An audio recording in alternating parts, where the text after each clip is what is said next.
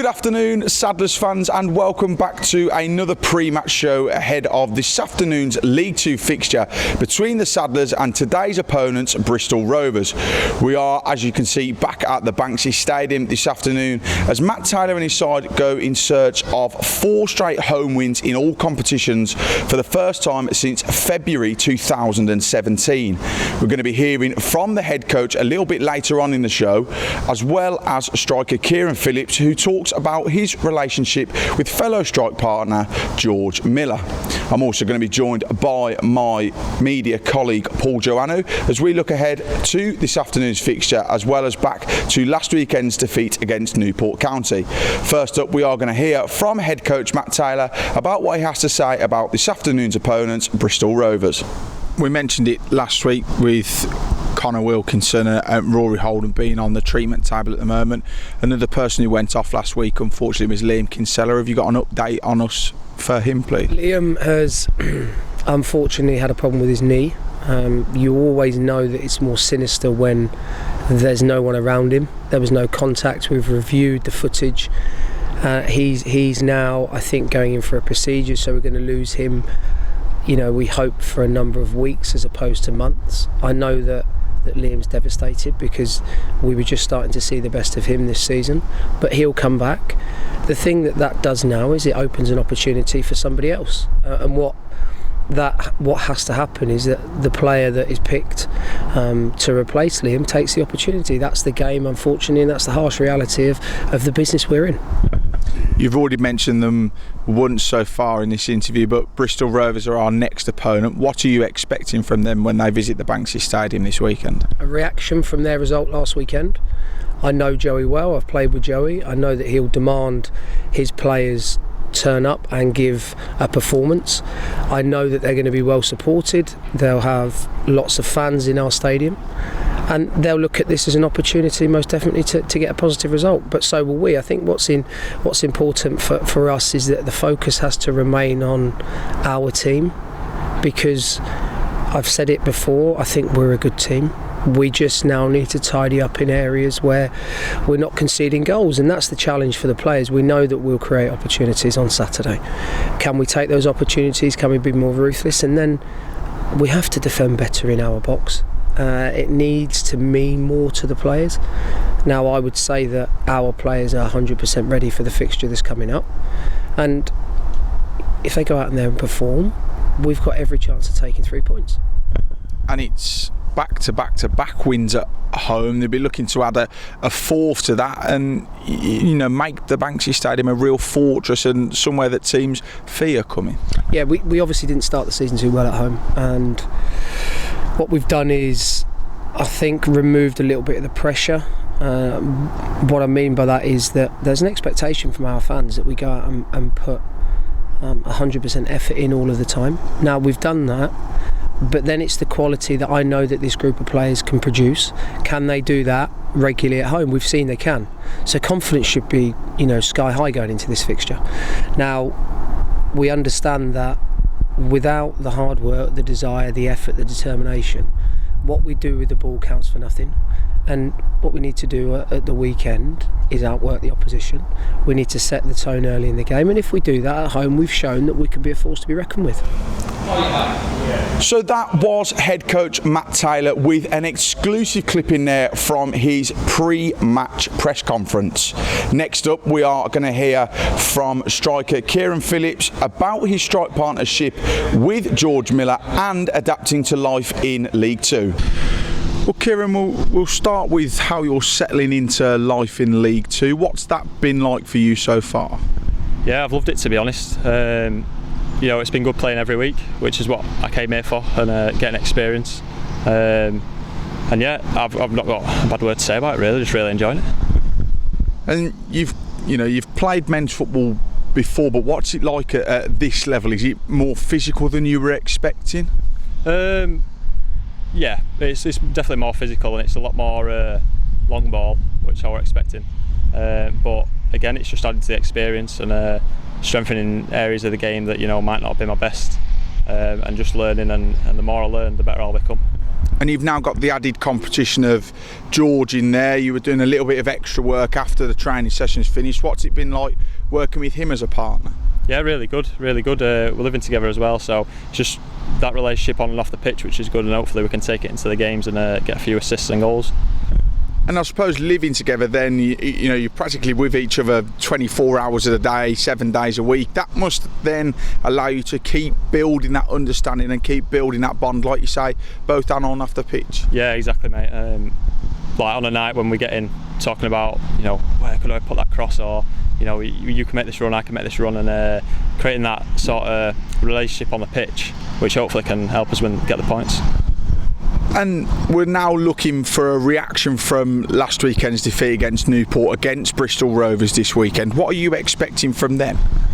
They've had a tough couple of games, last 2 games, come off 2 losses, so they'll be expecting, they'll be wanting a reaction as well. Like, we'll know that. But I think it'll be a tough game, yeah, because we're both wanting to prove a lot. And we've seen just how quick this team can start. You know, we've scored a couple of early goals at home, but we've also shown that the patience can be key at times, and breaking teams down like we did against Stevenage, we did against Mansfield, we've done against Brighton as well. You know, that is key as well, to just, you know, remaining patient during games to get that just reward. Yeah, definitely. I mean, football's a crazy game. You want to score early every game and then have the momentum in your favour, but you know, it could be a 90-minute winner. It could be anything. So the patience is definitely key. Yeah. And what's it been like playing in front of the home crowd? I think it's, you know, we've done so far at home, we've done really well there. Is that an extra boost for the team playing in front of the home crowd? Yeah, definitely. It's definitely a boost. I mean, it's my first loan, so it's the first time I'm playing in front of the fans. And to be honest, it just gives you a massive boost. If the game's not going in your favour and you get a tackle or you create a chance and the crowd's screaming, you know, it just gives you a boost and the momentum swings in your favour, which can only help.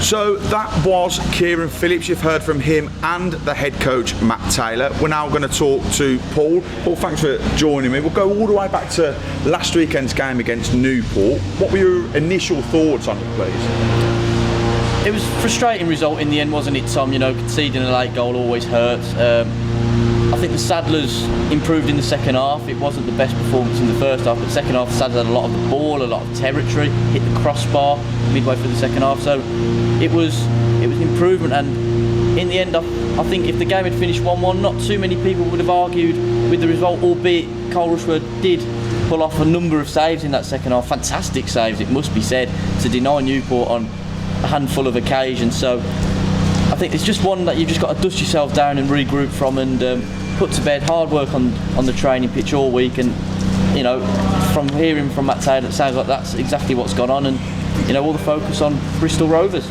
You know, we saw the worth of Cole Rushworth last week, actually, because you know, I think he made 4 or 5 fantastic saves, including a penalty save. And you know, when you've got a goalkeeper like that, it gives you the opportunity then to go at the other end, and if you just have that one chance like Tyrese had, then you can make teams pay, can't you? Yeah, Cole Rushworth has been fantastic, you know, since he's come in.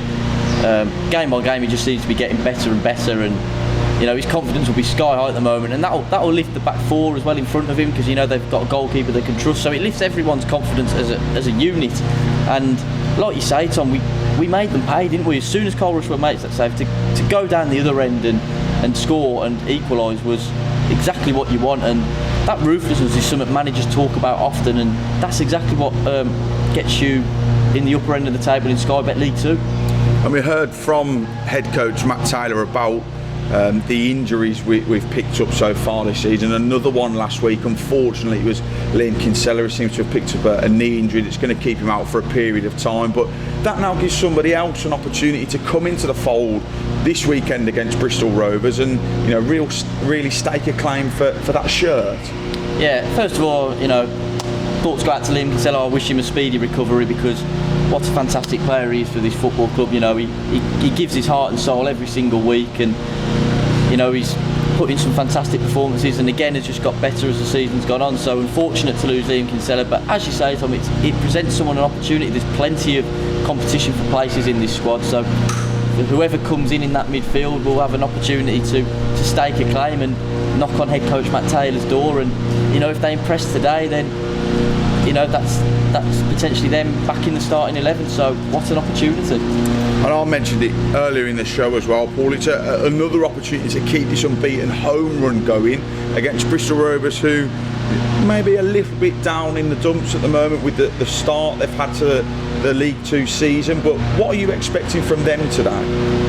I think, like Matt Taylor said, I'm expecting them to react as well. They had a disappointing home defeat to Leyton Orient 3-1, so those players will be keen to react in the right manner. And I think, you know, I did have a quick listen to Joey Barton as well and what he said, and you know, it doesn't seem to be a problem with their players' attitude and things like that. You know, they seem to be mentally in a good place, so it'll be a very difficult game. And you know, I think it's a case of beware of the wounded animal again, like against Mansfield. But if the Saddlers can get off to a fast start, like they have done in recent home games against Mansfield and Stevenage, get on that fast start, get on the front foot, and as Matt Taylor often says, earn the right to impose themselves on the opposition, then that could potentially leave the Saddlers in good stead for the rest of the match.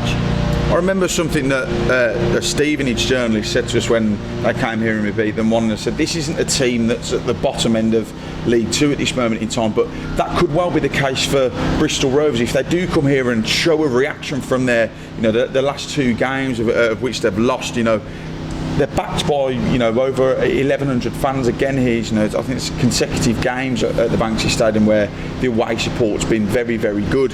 But that is again something to be wary of, isn't it? Because they can then boost them and give them that extra 10% like our fans can. Yeah, absolutely, Tom. It makes a huge difference for both sets of fans when there's a big away following. You know, it worked the other way when the Saddlers bought nearly 1,300 to Tranmere, and it also lifted the Tranmere crowd as well. So it will lift both sets of fans. But going back to what you said about Bristol Rovers, we're 8 games into the season. It's 46 games in the season, so 8 out of 46. It's still very early days and probably too early to be thinking or looking at the league table at the moment. So it's just about the here and now, and you know, making sure you perform on the day, because whoever performs on the day, you know, one lapse in concentration in this league and it does get punished, and it's sometimes those fine margins that can define results. And you know, there's a lot of circumstances in football, whether it's injuries or confidence and things like that, so there's a lot of factors to factor in. But you know, Bristol Rovers just coming down from Sky Bet League 1, they came here last year and just about beat the Saddlers 2-1 in the FA Cup, so we know it's going to be a difficult game. The players will be prepared and, you know, expecting a tough test. And there'll be that extra bit of spice on the touchline today with Joey Barton and head coach Matt Taylor having played together. Do you reckon that'll add an extra 5% competitive edge for them too, knowing that they want to get one over on an old teammate? It's always a nice bit of extra context, isn't it, when you know, they've probably played against each other as well many times in the Premier League, as well as played together at Burnley, so they'll know all about each other. I think they're 2 unique characters in the game, great characters of the game as well. The both of them have, you know, had some fantastic careers on the football pitch and, you know, achieved a lot, and they'll both be wanting to win this game, not just to get one over their old teammate, but for their football clubs. I'm sure they'll have a drink after the game as well once that's done and dusted. But I think Matt Taylor touched on it in his press conference as well, that you know, the pleasantries will be saved till after the game. It's just all focused on winning the battle on the football field come 3 o'clock. Well, thank you very much, Paul, for joining us again today. As always, we hope you have a wonderful day here at the Banksy Stadium. Sing loud, sing proud, and come on you Saddlers.